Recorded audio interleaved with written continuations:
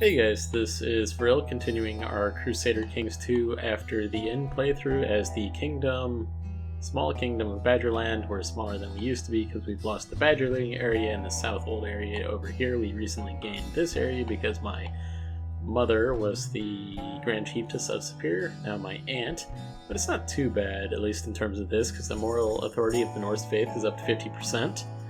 My aunt holds 3 of those, which is what's required for reforming the faith, and she's got 425 of the 750 piety required to do that. So let me go ahead. I know I had some complaints in the past that didn't want characters that looked horrible, so let's give this guy a better looking beard slightly. So let me go ahead and give him a improved diplomacy. His diplomacy is so low. I mean, this character is awful.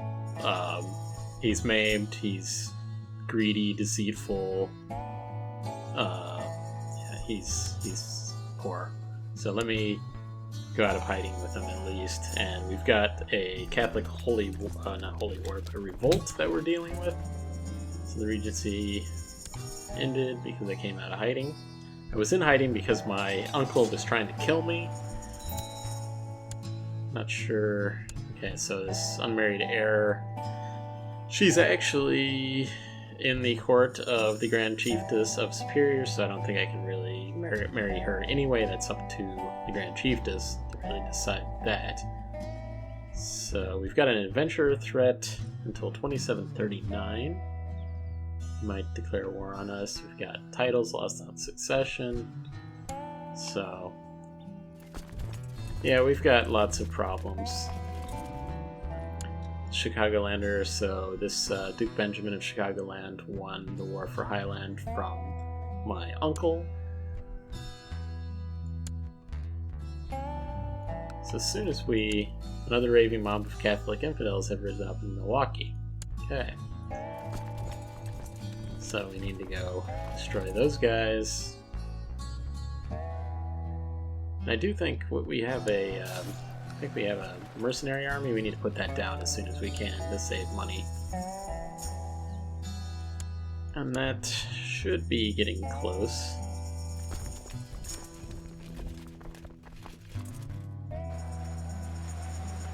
Up to 98%. As soon as we get to 100% on this, we'll put that army down. And we've got these other wars down here. These are not our wars. These are wars we were called to. And I don't even know where they're going on at, but maybe we could go throw our troops at this guy over here. I'm going to put my own vassals away, or my own army away, and just throw this army at this stack over here. So maybe... Does anybody want to join? So Morgan of Morgan's Host has declared Morgan's Host claim on Badgerland. So we now have a host war apparently showed up. So let's focus on that instead of helping any other war. Just need this guy to show up and see what kind of army he has. Let's we've got some technology to spread, so let's go into heavy infantry. We've got these cultural advances are always...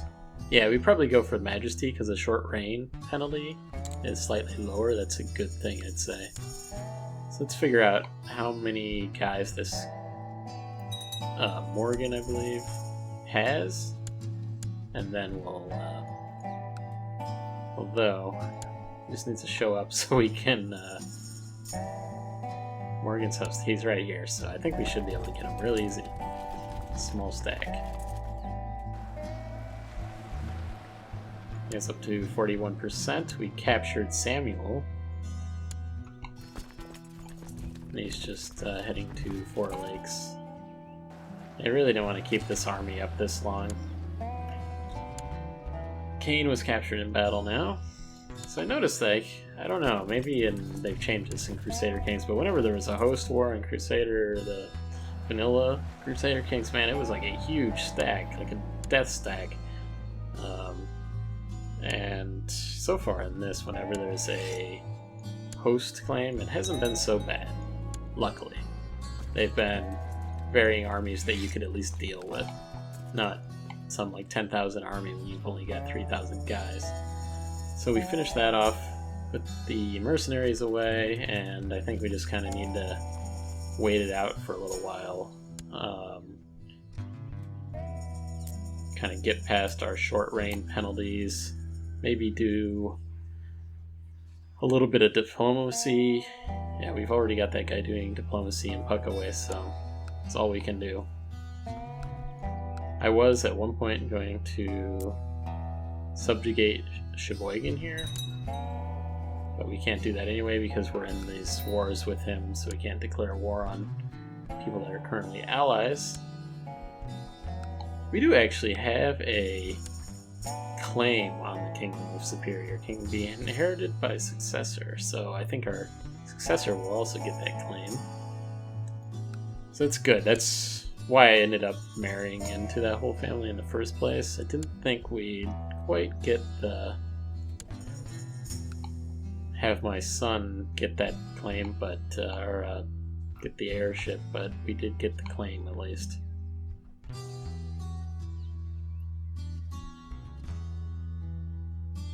So we are getting pretty small these days in terms of our realm size. So I'm wondering if it might be a good idea to do a prepared invasion on somebody.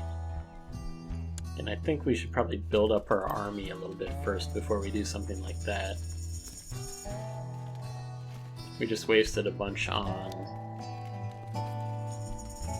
gold as well. Well, we do have a bunch of prestige, and we're gaining prestige as well. So we've got, that'll be 500, 500, 500. That's 7,500 guys that will join our battle. Let's see, how much does Chicagoland have?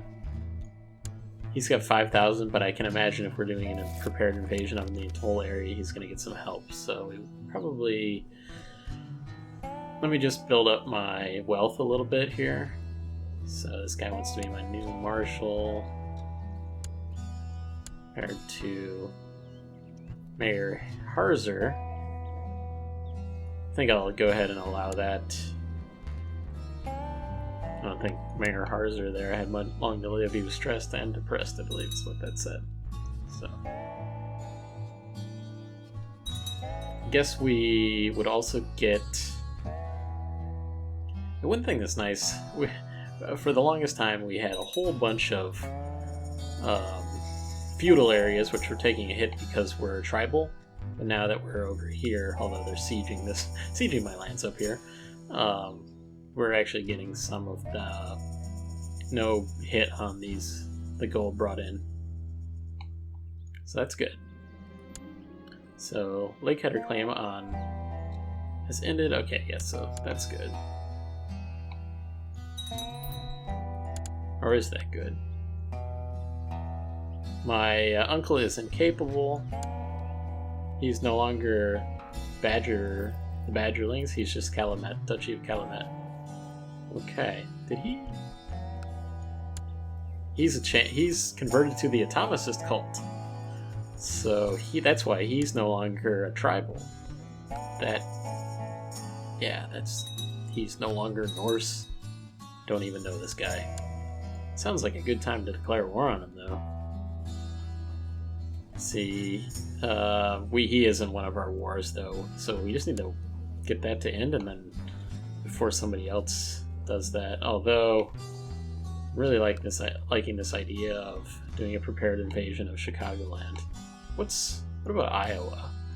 I bet they're bigger. So if my opinion ruled, the world would be a more chaotic but fun place. So yeah, we want to attempt to gain just trait. Treating people fairly and providing justice is my duty. I have gained the just trait. Well, this guy's so bad that getting the just trait is a good thing. So this guy's got 4,000 as well. Interesting. We've got... Can't do a prepared invasion on him though, for whatever reason. Can we still do it on this guy? Yeah. Not sure why we can do it on him, but not... What was this?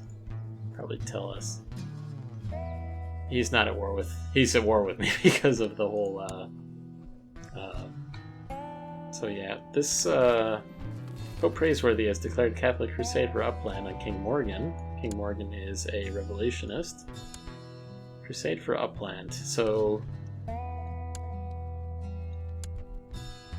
did my uncle, who had converted over to the Thomas's faith, died off, and I believe, is that his son?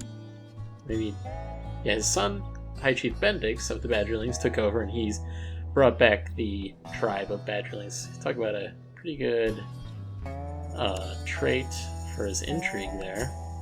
That's pretty good. So this Iowan Holy War from Minnesota looks to be going pretty well, and that's actually taking that away from me, I think, but I don't have the army to not allow that. So I think it's okay. It wasn't mine or my stuff, it was Blue Earth here, so that's okay. Yeah, the Superior isn't pulling the army they used to, probably because the Grand Chief just here is short reign penalty, something like that. Her piety's down, that's not good, or moral authority's down, so my hopes of the Norse faith getting reformed by one of those people is over, or for now anyway. So Chief Shieldon of... Okay, so that war also ended. No wars going on, finally. I think we should start thinking about this prepared invasion. He's up to 6,000. He has the Great Pox as well. Maybe we should just wait for this guy to die. I wonder... kind of plot power, yeah, not enough. I would take this over if this guy somehow died. Interesting. I think this is time for our spy master to take a visit to Chicago. This could be risky, I mean, that guy had really good intrigue. And so this will be tough, but at least we do have plot power to do it. So, hey, it'll be fun. Haven't done much intrigue. It's been a lot of wars. But if we could get this land back, it'd be good. So my co-conspirator, Fergus Lava Racing, has let me know that High Chief Bendix will die by poisoned wine. I doubt this will work, but we can be hopeful. Aha! Success. It seems the wine did not agree with Chief Bendix of the Badgerlings. He died not knowing the name of his killer. There we go, finally. Some good news. High Chief Malfand of Badgerland has inherited the tribe of the Badgerlings. So, that's good. Jarl Bendix of Calumet. Good news. Always good news. Let's put this army away. I think it's time to start our prepared invasion idea. This guy, he was at war with some other areas already, so he's hostile towards Clint of Clint's Host. He's attacking, I can't even pronounce that name, so... Prepared invasion time. We inherited a bunch of money from that guy as well, so... Things are starting to look up. So there are 2 peasant families in Four Lakes who have been locked in a bitter feud for generations. This conflict has now escalated to the point where it even discussed in circles of the nobility. Though this feud would normally be far beneath your notice, this could be a golden opportunity to practice your diplomacy. I'll put an end to this squabble. You have invited the two feuding families to a local inn hoping to reach some kind of agreement. The peasants are seated at two opposing tables on either side of you for a position in the middle. Some have brought pitchforks, one clutches a live chicken, and all of them look moderately inbred. This could be a challenge. Appeal to their reason, flatter them. I think appeal to their reason. This petty feud cannot continue, you begin. What do you suppose would happen if their great noble houses fought each other as you do? Instead of working together for the common good, you must learn from our shining example, and the peasants shout you down. You barely have time to dodge the chicken. Someone hurls your way. With the howl of the two families leap over the tables and throw themselves at each other, with you caught in the middle. Clothes are torn and covered in bruises. You eventually manage to crawl out of the inn as the fight continues. I did my best, but I did gain 1 diplomacy at least. Where is my diplomacy these days? Still at 0. I think, what was the year that we could change our... Yeah, so we do have the carousing anyway. Yeah, I think that's what we probably should do anyway. So we do need to declare a war by 16th March 2745. Haven't had anybody join yet. Get out of this opinion map. So who? Okay, this was my... Okay. Interesting that okay, that's my sister-in-law. Okay, I was gonna say, not my sister. I thought my sister was married to my brother for a moment. Panic is spreading in Anoka among the common folk. There are reports of eerie sounds in the wilderness and livestock disappearing. Peasants are blaming the beast of Anoka. So the terror beast in Anoka, wherever that is. The terror beast. Village elders in Anoka are requesting your aid in dealing with the beast terrorizing the countryside. They claim that the creature is an agent of Jormungandr, sent to destroy them. Some of the elders have brought evidence of the beast for you to examine, hoping to convince you the situation is dire. So they're just superstitious Northlander peasants. Okay, it's remember last time it just ended up being some wolves. Although it might have been a good idea to... So the peasants in Anoka have taken matters into their own hands, attempting to hunt down the beast terrorizing the countryside themselves. They are angry that you have not fulfilled your duty to protect them. Oh well. It take... I thought we were up to like 1500 prestige at one point there.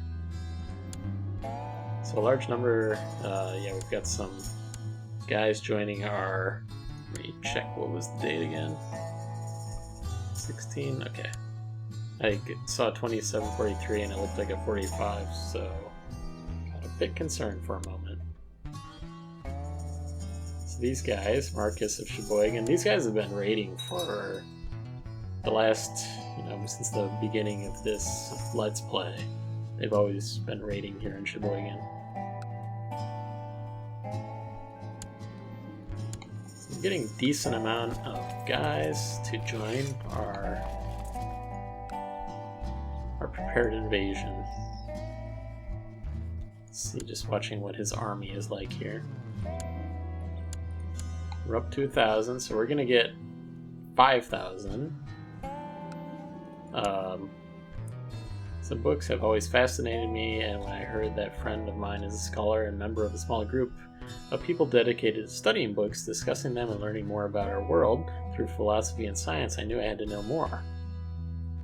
So I need more time to study so I can impress the group of scholars. That's what I'll do. Okay, large number. We're doing pretty well.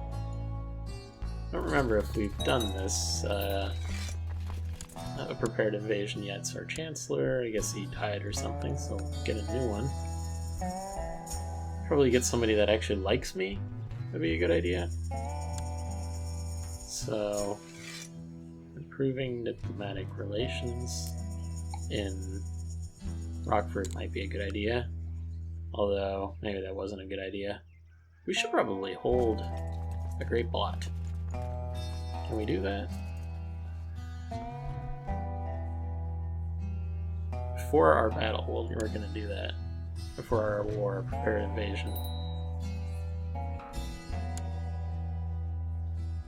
Needs to be in November. So he's been praising my name. That's good, I guess. So what just happened here? Oh, okay. Did my son or my brother just swore fealty to Ohio? Okay.